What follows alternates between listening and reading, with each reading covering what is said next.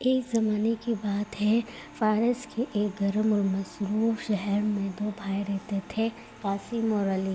دونوں کے مزاج ایک دوسرے سے مختلف تھے۔ قاسم لالچی، مغرور اور دولت کا بھوکا، جبکہ علی نرم دل اور ایماندار۔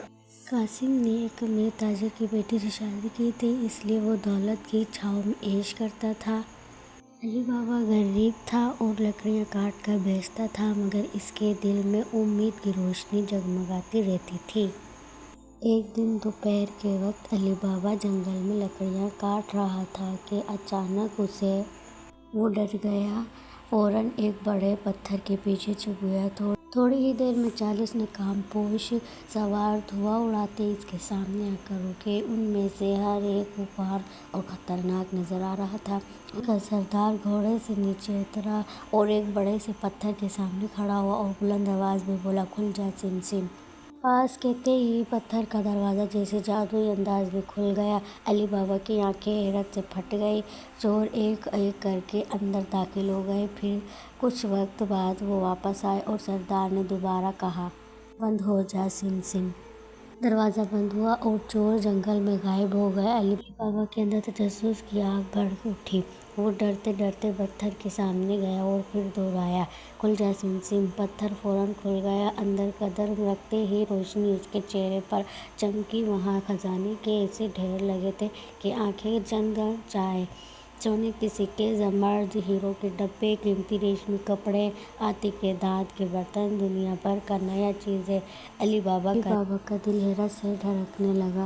اس نے جلدی جلدی اتنا خزانہ جمع کیا جتنا اس کے گدھے لے جا سکتے تھے اور فوراً گھر گیا۔ علی بابا نے یہ راز صرف اپنی بیوی کو بتایا۔ دونوں نے سونے کے سکے لینے کے لیے ان پڑوسی یعنی قاسم کی بیوی سے ترازو مانگا۔ قاسم کی بیوی کو شک ہوا۔ اس نے ترازو کے پہندے میں موم لگا دیا اور جب ترازو واپس آیا تو اس پر ایک سونے کا سکہ چپکا ہوا تھا۔ قاسم نے فوراً علی بابا سے راز اگلوا لیا۔ اگلے ہی دن قاسم خزانے کی لالچ میں فوراً جنگل جا پہنچا۔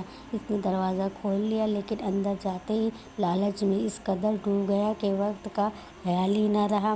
جب چور واپس آئے تو اس نے بھاگنے کی کوشش کی، لیکن انہوں نے اسے پکڑ کر وہیں جان سے مار ڈالا۔ جب قاسم واپس نہ آیا تو علی بابا کو تشویش ہوئی۔ وہ اسے ڈھونڈتا ہوا غار تک پہنچا اور قاسم کی حالت دیکھ کر ٹوٹ گیا۔ وہ اسے خاموشی سے گھر لے آیا تاکہ کسی کو کچھ پتہ نہ چلے، لیکن 40 چوروں کو جلد ہی اندازہ ہو گیا کہ کوئی شخص ان کے خزانے کا راز جان چکا ہے۔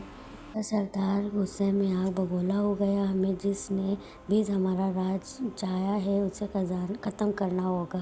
40 چور شہر پہنچے۔ علی بابا کا گھر تلاش کرنے لگے۔ انہوں نے ایک چال چلی، شہر میں تیل بیچنے والے کے ایک گروپ میں آئے اور ایک بڑے ڈول میں 40 چور چھپا دیے، جبکہ سردار نے علی بابا کے دروازے۔ علی بابا اس وقت گھر پر نہیں تھا، مگر اس کے گھر پر ایک ہوشیار اور بہادر لڑکی رہتی تھی، مرجانہ۔ وہ قاسم کے گھر کی کنیز تھی اور علی بابا کے پاس بطور مددگار رہتی تھی۔ جب مرجانہ نے تیل کے ڈول دیکھے تو اسے شک ہوا۔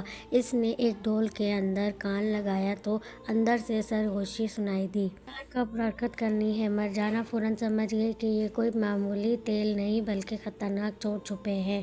وہ ڈری نہیں، اس نے بڑی چالاکی سے پانی ابالا اور ایک ایک ڈول میں ڈالتی گئی۔ 40 چور چیختے ہوئے مارے گئے۔ پھر اس نے سردار کو بھی ہوشیاری سے ناچ کے بہانے گھر بلایا اور برق رفتاری سے اس کے سینے میں خنجر گھونپ دیا۔ علی بابا گھر آیا اور پوری بات سن کر حیرت و خوف میں مبتلا ہوا۔ تو اس نے مرجانہ کی بہادری کو سراہا۔ وہ کہنے لگا، "آج اگر تم نہ ہوتی تو میرا انجام بھی قاسم جیسا ہوتا"۔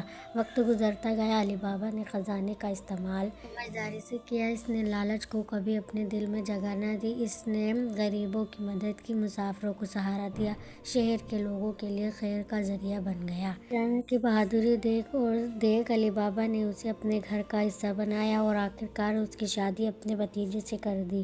سب خوش سے رہنے لگے اور یوں علی بابا کا زندگی بھر کا اصول یہی رہا، دولت کبھی برکت نہیں لاتی، بشرطیہ انسان کا دل صاف اور نیت سچی ہونی چاہیے۔ تو امید کرتی ہوں آپ کو میری ویڈیو پسند آئی ہوگی۔ اگر چینل پر نئے ہیں تو چینل کو سبسکرائب کریں اور میری ویڈیو کو شیئر کریں۔